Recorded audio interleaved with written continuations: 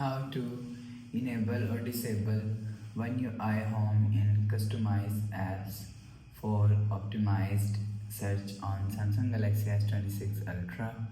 Let's start the video. First of all, go to App Library. Here click on Settings App. Now in Setting, scroll down and click on General Management. After click on General Management, scroll down and click on Customization Service. After click on Customization Service, you will see One UI Home is here. If you want to disable One UI Home, so turn off this button. After turn off this button, you will see One UI Home is disabled. If you want to enable One UI Home, so turn on this button. After turn on this button, you will see One UI Home is enabled. You will enable or disable One UI Home from here.